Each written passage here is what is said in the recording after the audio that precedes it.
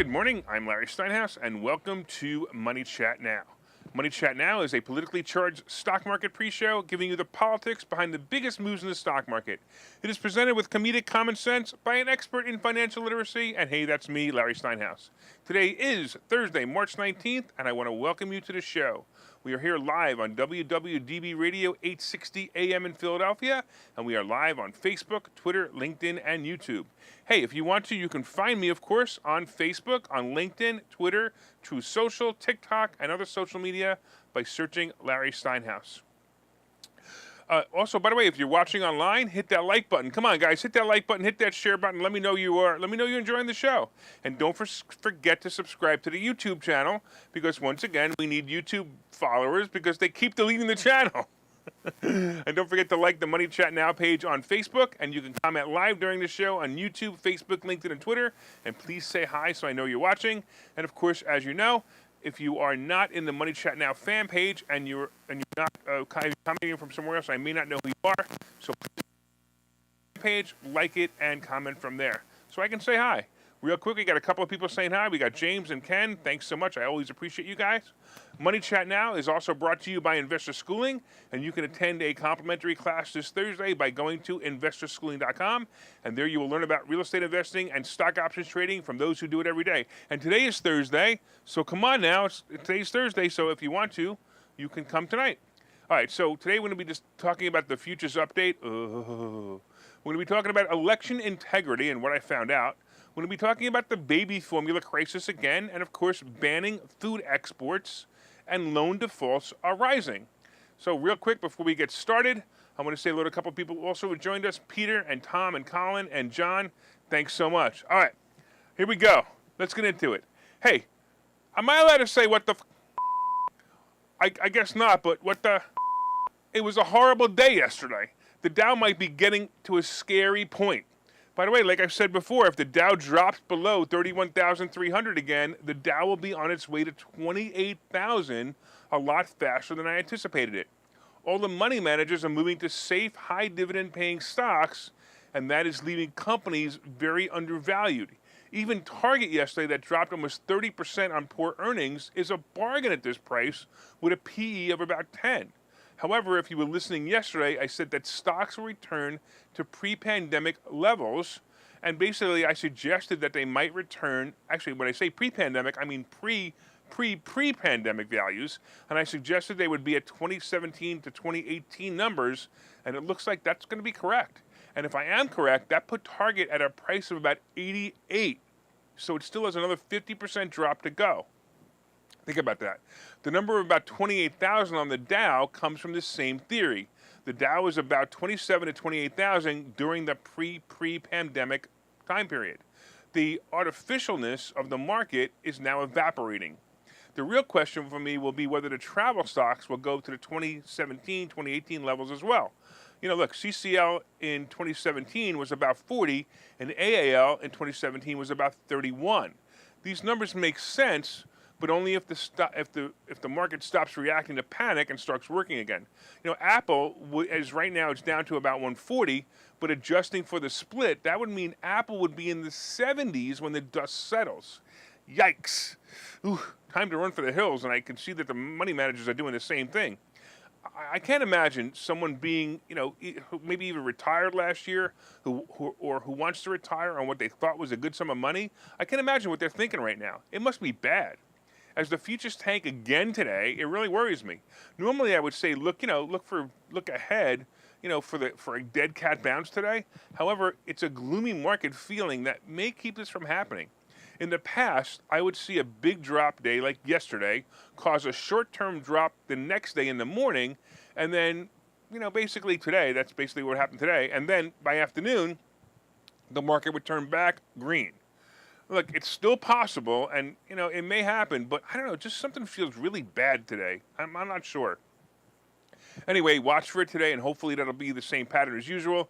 Hey, let's take a quick look at the futures. They're not as bad as they were before. They're horrible, but they're not as bad as they were before. The Dow is down 285, the S&P is down 35, and the NASDAQ is down 110. Oy, oy, oy, oy, oy. A couple of people joining us online. We got Robin and Jeff and we got Rob. Thanks so much. I totally appreciate you guys, and it looks like Mike as well. All right, so thanks, guys, for watching. I always appreciate you guys watching. Hey, let's take a look at election fraud data. And I got to tell you something. I don't know if you saw my Facebook post, but take a look at this. I was looking at the election voting numbers, and something just looked wrong to me. Tell me if you feel the same way after I review the numbers. So we all know that in Pennsylvania, Doug Mastriano was the Republican candidate winner. Yay! And we know that Josh Shapiro ran uncontested. He ran uncontested, right? So basically, you didn't have to vote for him. He was already it. It was the pick. We also know that the Republican nominee for Senate is still in a race between Oz and McCormick, with Oz having a slight lead. And that's great, too. I know some of you guys don't believe me, but I actually believe Oz is the guy. I know you have trouble with this, but Oz is the guy who can fight Fauci. Remember, I'm all about ending a mandate. So anyway, Oz has a slight lead. But when I examined the numbers, let me tell you what I found, and it was really surprising. I went to a government-run website called electionreturns.pa.gov, electionreturns.pa.gov, to see, and I basically just wanted to see if Oz was winning, and I saw that he was ahead by a tiny margin.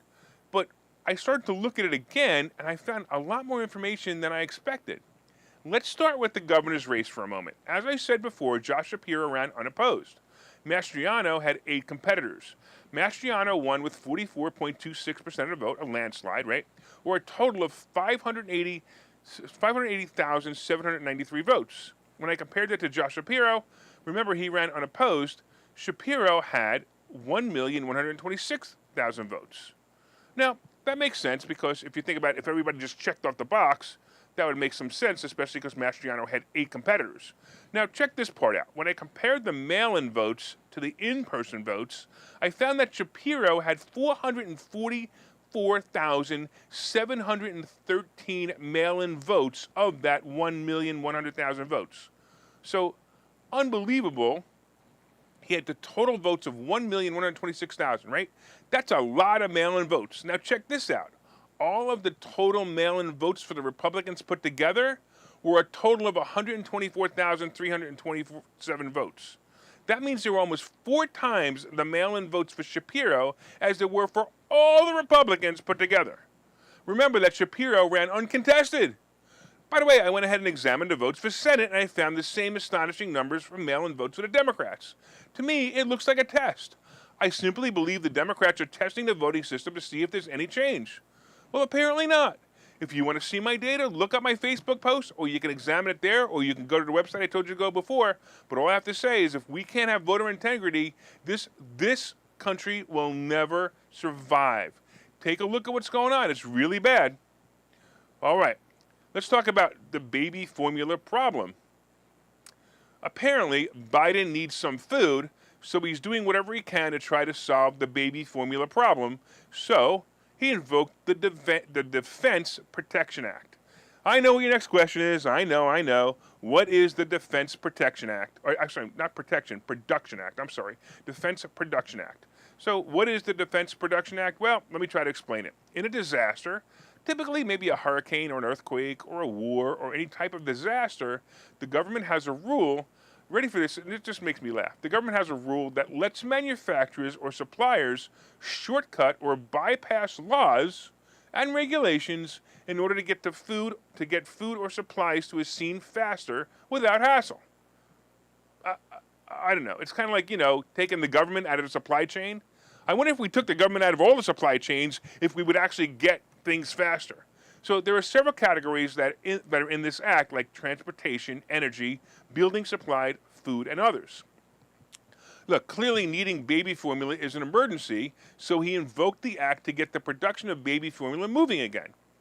Now remember, this act bypasses the government rules and regulations, or at least some of them or most of them, in order to speed up production. As always, right, Biden barks vague orders, and for example, this is one of them. Biden is requiring, in his invocation of this act, he is requiring suppliers to direct ingredients to baby formula manufacturers before any other companies who may have placed orders for those same goods. Of course, it wasn't clear which major suppliers are subject to the order, and if you were listening to me yesterday on the show, I basically screamed at Biden and told him if he really cared, he should send Air Force One to go pick up some baby formula from other countries. And by the way, it sounds like he might have been listening, because Biden also directed the Health and Human Services Department and Department of Agriculture to use aircraft from the Defense Department to pick up infant formula from overseas that meets U.S. health and safety standards. I'm just wondering if he's going to airdrop them into neighborhoods, or if they're going to sit in warehouses waiting for truck drivers who can't afford the gas to come get it. Of course, there was also this disturbing part of what Biden did yesterday.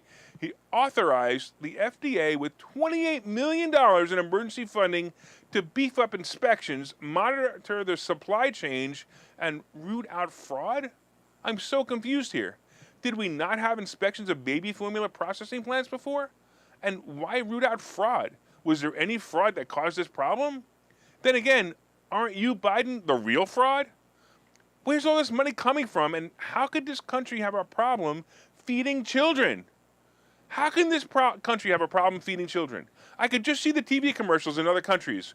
Right now in America, there are children starving every day, and you can help. For as little as 65 cents a day, you can help feed a starving child living in a middle-class family.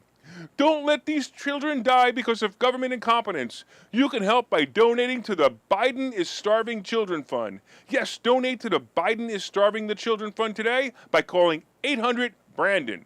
Speaking of commercials, let's take a break, and I'll see you guys in a minute. Okay, so you thought about buying and selling real estate. You thought about investing in the stock market, but don't know where to start. Well, what if you could find a place to unlock strategies to master both real estate and the stock market, all without the headache? That place is Investor Schooling, hosted by Larry Steinhouse, an expert in real estate, financial literacy, and the ins and outs of the stock market. You can attend Investor Schooling in person or online 8 times a month. You can and will learn how to make money in real estate, and you will learn mastery of stock techniques such as options and covered calls. You will even get a chance to ask your one burning question to the stock option sultan, the master of picks and plays. Call today for free information and receive a complimentary pass to attend classes or register online at investorschooling.com. Don't delay. These passes are limited, so what are you waiting for? Call in today or visit investorschooling.com. That's investorschooling.com.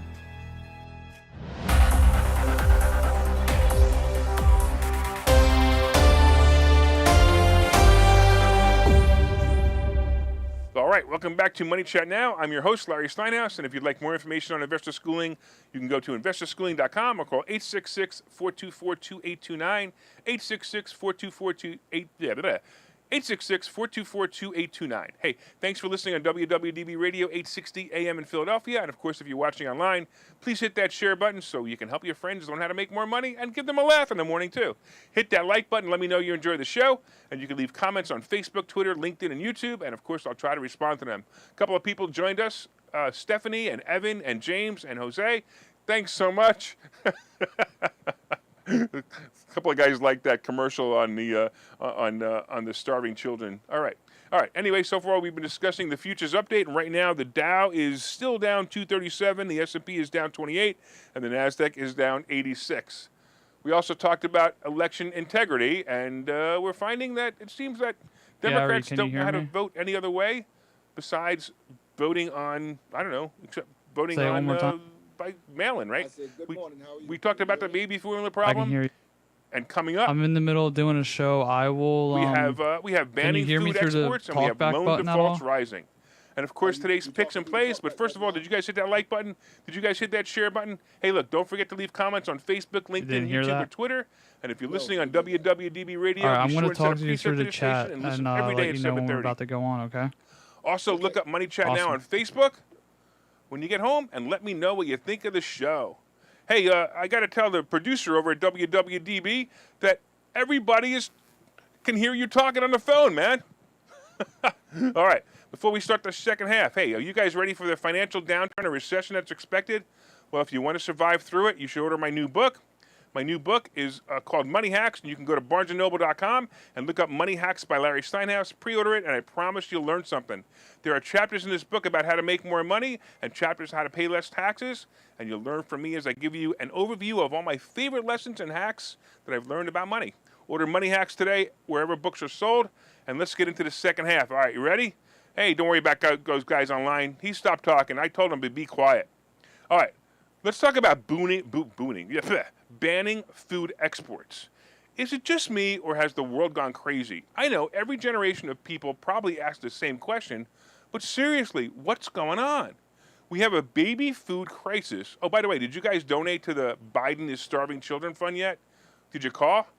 Look, I actually heard, since the commercial, I heard it might be a scam. I think Nancy Pelosi is running it, so I don't know if I would actually donate to it right now. Anyway, we have a baby food crisis, and now we have countries like India who no longer export food to us or other countries on the fear that they may run out of food. What? Well, apparently several countries are banning the exportation of, guess what, wheat, pasta, cooking oils, beef, and other foods. They're blaming it on the war in Ukraine, but it doesn't make sense to me. Whatever the reason is, though, think about this. This is going to be the next supply chain issue we will face. So, by the way, all you Italians out there, I'm such a racist. All you Italians out there, buy all your pasta now because you're not going to be able to buy it later. It'll be like the baby food. Yes, we have enough food grown here in the United States. At least that's what we led to believe. But I suspect that we will have mad cow disease shortly. Watch. I guarantee you something like mad cow is going to come out shortly. Why? Wait for it. Because so far, the government has learned how to control us with the fear of catching a cold. Now they're working on the fear of dying babies, and food is obviously next. I gotta tell you, I gotta have to stop reading articles in the morning, or soon I'm gonna be wearing a headdress instead of a jacket and saying, "Welcome to Q Steinhouse." That's really funny. I'm gonna be the head shaman, Larry Steinhouse. I don't know. Welcome to Q Steinhouse. I'm the head shaman, Larry Steinhouse. By the way, I did order some emergency food supplies, though, and I think it might be time to get more. Let's talk about loan defaults rising. I do have to say, Biden will go down in history with the record of being the best president to ever destroy the country and the economy. If it wasn't so sad, it would actually be funny. I know some of you guys are laughing, but sorry, you're only going to laugh for a little while. Here comes 2008 again. Remember all those crazy loans made to people in 2005 to 2008? You know, the high-risk loans made to those with low credit scores or those who showed a history of non-payments? Well, consumers with low credit scores are falling behind on payments again for their car loans, their personal loans, their credit cards. And basically, this is a sign that the healthiest consumer lending environment on record in the U.S. is coming to an end. Look, the share of subprime credit cards and personal loans that are at least 60 days late is rising faster than normal, according to credit reporting firm Equifax. Many use their stimulus money or maybe their newfound insta-wealth money through speculation investments like Bitcoin or others, and now these funds are lost or gone. This is creating a massive debt hole for many subprime borrowers. Of course, now we also have the inflationary increase of all goods, especially gasoline, and guess what most people are doing? They're just putting it on their credit card. And that's what's going on right now is people aren't noticing it yet. They're just putting it on their credit card. And it's going to be a compounding problem for the average American and all of America. Remember, we also have the moratorium on mortgage payments and the student loans. Those moratoriums have also ended, and that means bad news for many people. Look, people have bought new cars in the last 2 years, and now car loan and lease delinquencies hit a record. They hit a record of delinquencies based on Equifax tracking, with 8.8% of subprime accounts behind on all payments at least 60 days. That's the highest on record. Credit card companies are also reporting more 30 and 60-day late payments, and we also have mortgages falling behind soon as well. Look, all this doom and gloom, it could be a problem or an opportunity. You get to make that choice. I've made mine. I choose to make a boatload of money as we enter this new world. I'll be taking over mortgage payments. I'll be picking up bargain stocks and assets. And the transition right now is the toughest part for me. Waiting for the full pendulum swing can be nerve-wracking indeed. However, I'm ready. Are you? Look, I told you it's a good time to plug investor schooling. So go to investorschooling.com and learn how to do it. By the way, here's another way to learn. Watch this commercial. Okay, so you thought about buying and selling real estate. You thought about investing in the stock market, but don't know where to start. Well, what if you could find a place to unlock strategies to master both real estate and the stock market, all without the headache?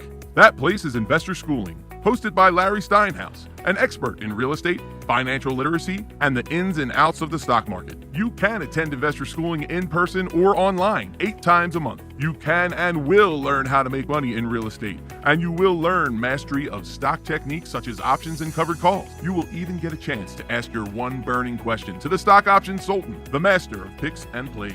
Call today for free information and receive a complimentary pass to attend classes or register online at investorschooling.com.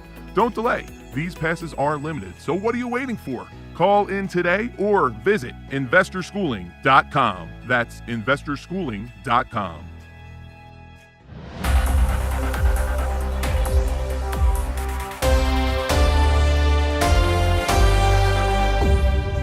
All right, welcome back to Money Chat Now. I'm your host, Larry Steinhouse. And by the way, I want to let you guys know that I'm having a book launch on June 1st. And it's June 1st at 6 o'clock. And if you want to join me, I'd really appreciate if you guys join me. We'd have a lot of fun. We're going to eat dinner, and we're going to see the book, and I'm going to sign your copy of your book. It's going to be at the Sheraton between 6 and 10 on June 1st. Go to moneyhacksbook.com. moneyhacksbook.com to register. It's $27, and I'm telling you, the meal is going to be great. The jacket I'm wearing is going to even be better, so definitely be there. Go to moneyhacksbook.com, and you will enjoy that day. All right, let's get back to what's going on. Right now, the futures are down 277. They were down almost 500 at one point this morning, so that's really rough. We talked about election integrity, and that's like, you know what? That's a new oxymoron. The two words, election integrity, that's a new oxymoron. It's like, jumbo shrimp and military intelligence and presidential intelligence, I guess, right? All right, we also talked about baby formula, and we talked about the fact that they're going to be banning food exports. And we talked, of course, about loan defaults rising, and pretty soon I'm going to be taking over a whole bunch of people's mortgages and taking over their house. I can't wait. Coming up, of course, we have today's picks and plays. But did you guys hit that like button yet? Did you hit that share button? Come on, I see you guys on there. You guys are all having this great conversation online. Hit that share button. Let everybody know that you're watching the show, and let everybody know that they can benefit from watching the show. You could share it on your page or in groups, and you can also leave comments on Facebook, LinkedIn, and Twitter. And, of course, if you're listening on WWDB Radio, set one of your presets to this channel and listen every day at 7:30 for all you need to know about the politics behind the stock market. It's starting off as an ugly day already, man. I got to tell you, down 270, that's rough, right? As I said earlier, if the Dow drops between 31,300, we're in trouble. And guess what? It's just under there.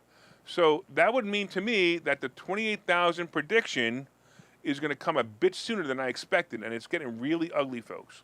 We will have up days as well, but it appears that having more down days than up days is what's happening right now. So it might be time to take advantage of that knowledge. It might be time to buy some puts on the SPY index fund. Look, wait for a big jump in the market, and then at the end of the day, just buy a SPY put. I do have to mention that this is gambling, and it's not the usual advice I give, but if you want to risk a small amount of money, it might be a play. By the way, I was reading an article this morning, and it's always nice to know that someone agrees with your thoughts. David Sakira from Morningstar released information on an article on CNBC about his favorite picks and stocks, and he feels that certain stocks are very undervalued. First of all, he said this: we think the U.S. equity market has fallen far enough and fast enough that we think it's swung too far to the downside in the short term, especially among growth stocks. Obviously, that was before he saw this morning's futures. He went on to discuss some of his favorite picks in his current market, and I was pleased to see that several of them are mine for the same reasons that he feels they're good. Sakira believes airline stocks will benefit from a return in business travel to pre-pandemic levels by 2024. He also likes, and he specifically said, Carnival Cruise Line as the best pick in the cruise line section. He also said that Caesars Entertainment is also great in gaming. And, I got to tell you that I'm sitting on a lot of American Airlines, and I'm sitting on a lot of Carnival Cruise Line stocks and stock options. My concern, if you remember before, he said that it'll come back by 2024. Yikes, my options expire mid-July. I really like the Carnival Cruise Line stock, and I think it's a great play for the stock. Buy a whole bunch of it. Just hold on to it if you have to, but buy a whole bunch of it. I think it's a great play. The option could be a great play, and we're going to find out. Sakira also likes Meta and Apple, and he said that he's added these to his picks as well by saying these companies will be best positioned to weather economic disruptions as well as they typically have the strongest pricing power to offset inflationary pressures. He also suggested BlackRock, Estee Lauder, Wells Fargo, and Honeywell as preferred stock picks. Look, we're going to see what happens. I don't know, but I don't know. Are you guys strapped into your seats today? Because I'm telling you, it's going to be another wild ride. I don't know if my knuckles could be any whiter anymore because it's like, ah! All right, let's take a final look at the futures. And right now, the Dow is down 252, the S&P is down 30, and the Nasdaq is down 93. I'm telling you, we got to get some good days here. It's getting really bad. Let's talk about crypto. Let's talk about crypto. What's going on? I got to ask: is Bitcoin and crypto finished? Many are going to be asking this question for the next few months, and I will tell you that some are going to be piling in their life savings, while others are going to be pulling out what's left of their life savings from their crypto wallets. I'm curious to see if crypto can climb during a downturn or a recession. You have to realize something here, that crypto climbed during the greatest and longest bull market in history. Can it continue? Personally, I don't think so. Yeah, I know I just lost viewers, but be careful here. Crypto is an asset that's tied to nothing. And for the guy in his car or the guy online yelling at me and saying, the dollar isn't tied to anything either, you're only partially correct. You know, I can go into a store with my dollar and I can buy something with the perceived value of what a dollar is right now. With crypto, I still have to convert it into that dollar first. Look, final thought on crypto, if you want to go into it, that's fine, but I'd be really careful here. I would, if you're going to buy it at 30, I'd get out at 36, 38, 40 at max, but I'd get out.